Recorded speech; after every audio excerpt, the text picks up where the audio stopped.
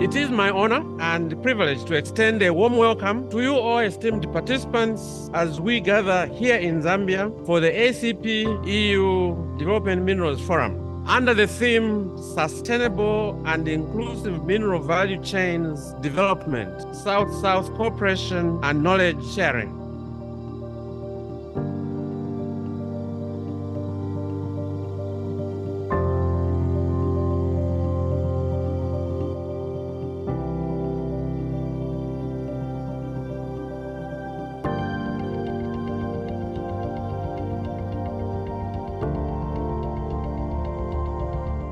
In 2018, most of the presentation were actually on challenges. But this time we can see there is a big change. You know, the presenters are talking about the achievements.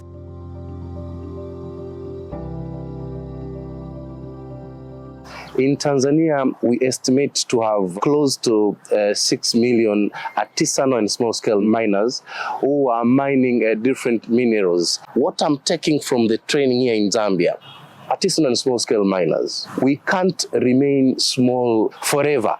We need to grow.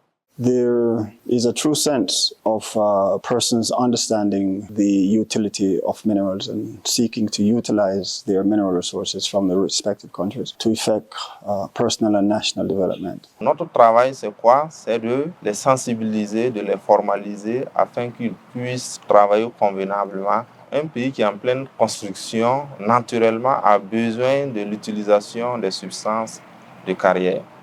Parce que ce que je retiens et qui a beaucoup attiré mon attention, c'est les aspects environnementaux, notamment le toolkit qui a été présenté par l'équipe de Zambie et tout ce qui est lié à l'impact des activités minières sur la forêt au Cameroun sont des éléments, moi je pense, que sur lesquels le programme doit encore construire davantage pour que la ruée vers l'extraction ne crée pas plus de dommages environnementaux. Les deux doivent aller de pair pour qu'on évite une catastrophe environnementale. Mais je pense que la prise de conscience est déjà là, réelle, à partir de ce forum.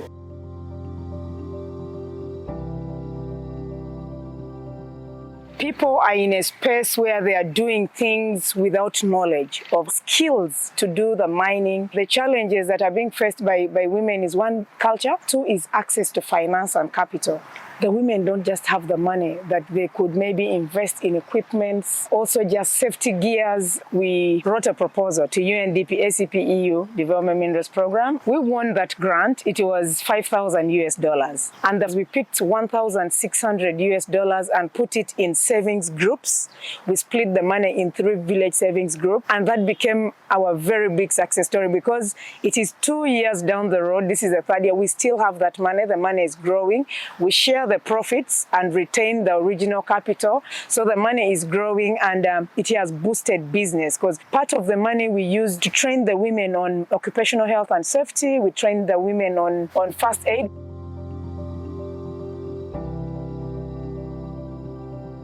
My takeaway from this gathering is that I've seen that every country is trying to have inclusive value addition, where we are developing the natural resources, but we want to include everybody in that value addition. By example, bringing women and encouraging women also to be involved in artisanal mining, while at the same time, we are pushing other agendas like big mining.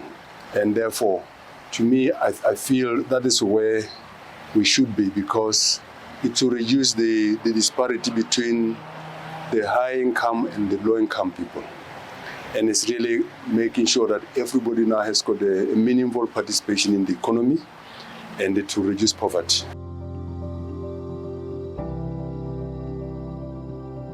Ce que je retiens de cette participation, c'est d'abord en fait la prise de conscience des minéraux de développement dans le secteur en fait de tout ce qui est changement climatique. Parce que là, on a commencé à parler des matériaux au bas carbone.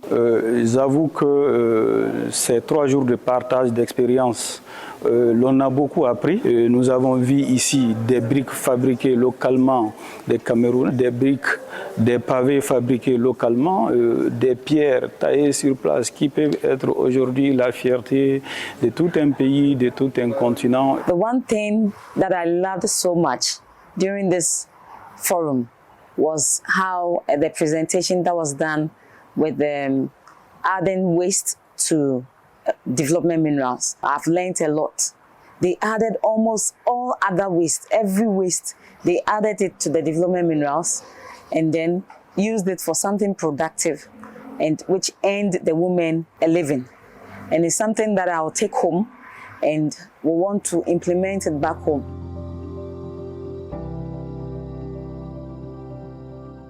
I can say it's an eye-opener and it's a life-changing workshop. My favorite session was on the geology, the mapping, which I felt is very important for the governments to have the cadastre, to have the mapping and the geology. This just opened my eyes, and if it's done properly, the ASM sector will be a very good sector.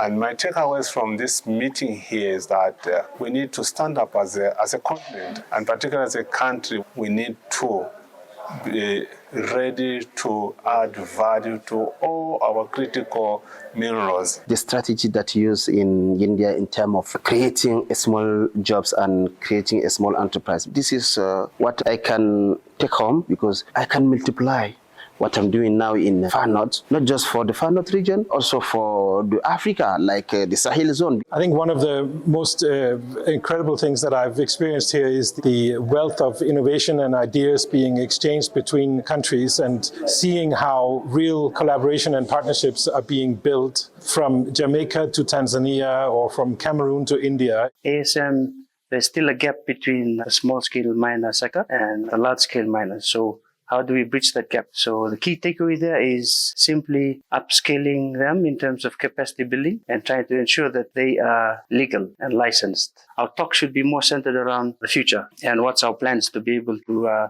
restore and build the capacity of the generations to come. And also the idea that a mindset change is also something important for us to change the mindset of the younger generation today, to be mindful of the mistakes that we've done today and in the past, that they will not repeat it in the future when it comes to extractive mining.